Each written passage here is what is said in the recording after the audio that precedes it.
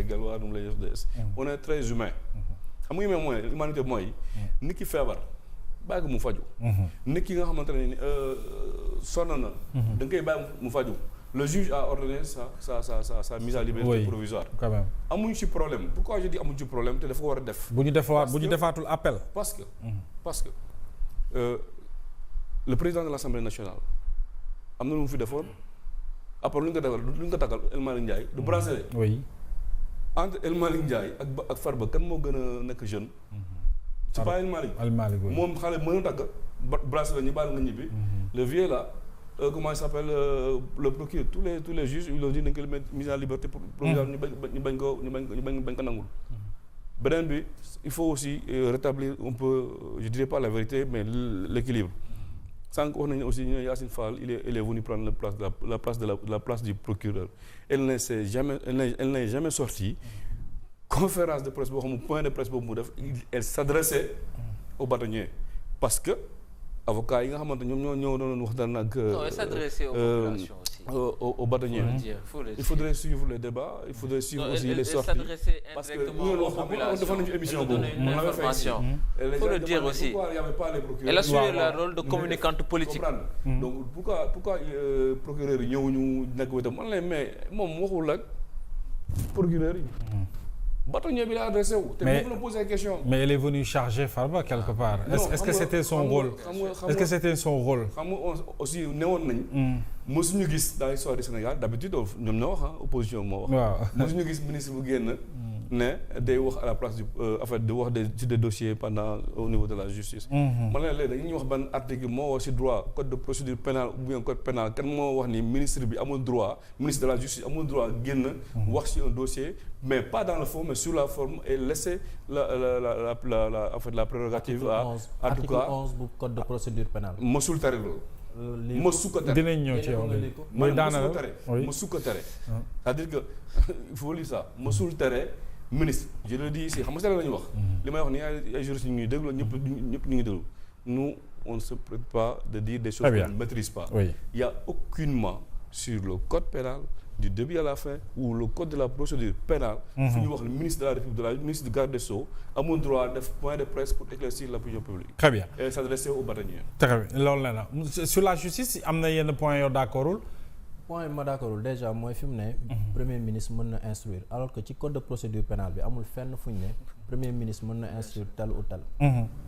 su ma déggee bu baax loolu nga wax. non du tout. lan nga wax je xam nga li ma wax c'est clair dama ne. waaw ñoom dañu ne Ousmane Sonko dafa ne. moom moo ne bu ne mu jàpp li ñu jàpp man il n'a jamais dit ça. il a dit c'est lui le patron du ministre de la justice bu ko nee poursuivre mu poursuivre. waaw léegi wax ma loolu laa wax ma ne la tey jii si biir code de procédure pénale. amul fenn fu ñu la ne premier ministre mën na instruire le ministre wala keneen pour que tey jii kooku poursuivre. amul fenn si code pénal fu ñu la wax loolu dañ koy tere premier ministre loolu laa la wax. xam nga le débat là ça se pose. non xam nga tey jii bu fekkee ne le premier ministre bu ñu demaatee ci communication xaar rek. mënoo ma génnal fenn foo xam ne da nga poser question bu claire. dans l'histoire politique xala dans l'histoire mais Bokar bàyyi ko mu oui d'accord mais bàyyi ko mu daana. dafa même tuuti rek dafa ne. amul fenn fu ñuy wax ne premier ministre da ko war a def. maanaam yow yaa mën a wax ci code procédure pénale article 11 nga wax à vérifier avec le juriste que ni amul fenn fu ñu wax ne Ousmane Sonko war na ko def.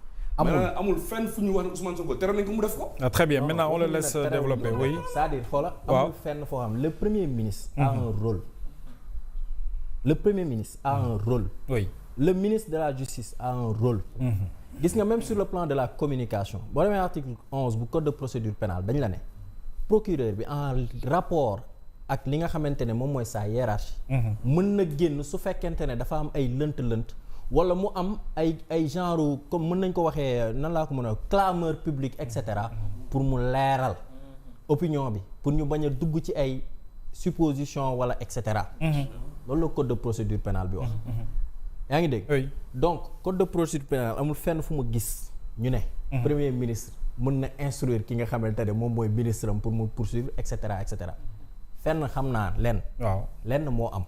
mooy sur les rapports de l'IGE. sur les rapports de l'IGE bu recommandation yi bu ko président validé dañ koy jox commission bi nga xam moo nekk primature ñoom après ñu transmettre ko waaye premier ministre ne diw toppal waxal enclencher leen ay procédures pour jàpp pour topp diw non loolu amul. non. autre chose. il faut que expliquer xam nga ne amul. ma ne la da nga ne amul loolu. waaw mais on la laisse terminer comme ça ñu mën a avancer. Bokar allez-y. même dans la jurisprudence demal France demal fu la neex. est-ce que mës nga ko gis yow. dama la ne est-ce que mës nga gis. non dans la pratique judiciaire ça n'existe pas parce que xoola il y a une séparation des pouvoirs en plus gis nga li jëm ci wàllum lien entre l'exécutif et le judiciaire. gis nga le problème qui se pose lépp so au niveau du ministère ak ni mu nekkee tutelle ak ni parquet bi nekkee ci tutelle ministre de la justice. coow li yëpp foofu la mais les magistrats du siège ak les juges d'instruction et cetera. oui c'est-à-dire ñoom seen taxawaay ñu ngi koy def. est-ce que loolu mooy expliquer. il faut que ñu bàyyi benn mbir. il faut ñu bàyyi xel aussi benn mbir la manipulation mooy que dañ ñu bëgg a yóbbu à ce que tey jii juges yi ñun ñuy taxaw di leen sànni xeer. te ñoom ñu ngi def seen liggéey quelque part loolu nga bëgg a wax. parce que quelque part ils font leur travail mais dafa am derrière benn mainmise boo xamante ne parce que procureur dafa am doole ba tey. léegi assise de la justice su ma juumul amoon na ci résolution yi ñu ne. dañuy def li nga xamante ne moom mooy. juge des libertés fu ngeen ci toll. foofu la débat bi ne en réalité. parce que tey bu fekkoon dafa am juge des libertés Farba Ngom gëw ma ne dina toog kaso ba heure bii. keneen ak keneen dina toog kaso ba heure bi soo gisee nag ñu naan administration justice bi doxul. c'est parce que tey jii taux d'occupation carcérale ñaata la toll. monsieur Ly on est à 247% c'est-à-dire prison au Sénégal yi boo waroon nekk 100 personnes a fay ne on est à 257 personnes te 257 personnes yooyu noonu 40% yi xam nga lan la mooy ñi nekk en détention provisoire. lan moo ko waral c'est parce que on est à 3 magistrats pour 100 000 habitants alors que norme bi 10 magistrats la pour 100 000 habitants te tollooguñ sax ci un greffier pour un magistrat lii mooy les véritables chantiers yi nga xamante ne moom la Yacine Fall waroon attaquer. est-ce que comprendre fi may waxee parce que tey dafa am li nga xamante ne moo am importance mooy wax na ko sànq c'est-à-dire l'humain tey taux d'occupation bi ñuy wax nii carcéral mais c'est énorme. ña nga xamante ne am na ñoo xam ñu ngi instruction depuis combien d'années parce que amuñu juge d'instruction bu mën a topp seen dossier normal amuñu avocat bu leen taxaw mais ñoom dañu jël seen arsenal ak seen énergie bi yëpp concentré ko sur des dossiers politiques parce que dañoo def flop ci li nga xamante ne moom mooy la reddition des comptes. waaw. coow li yëpp foofu la c'est-à-dire boo gisee coow bu bëri bi yëpp. ñiñ naan lii ak lii doxul c'est parce que la reddition des comptes dafa am lu ñu doon xaar ci ñoom egguñu fa ba tey. ñoom seen tribunal populaire bi ñu yoroon ci TikTok ak Facebook et cetera di jiiñ nit ñi ne ñii ay sàcc lañ. ñooñu ñu topp ñëpp amul kenn koo xamante ne téye nañ ko ci lu sérieux te ñi nga xamante ne ñoom lañ joxoñoon baaraam yëpp indi nañ ay contestation sérieuse ñenn ñi ñu ngi seen kër toog amuñu lenn luñ teg ci loxo population sénégalaise bi. et pourtant reddition des comptes dafa bokkoon ci li nga xamante ne moom moo nekkoon seen. demande sociale quelque part. demande sociale en plus cheval de bataille la woon. waaw. du dëgg. mais maintenant ñu gis flop boobu noonu il s'acharne sur des gens.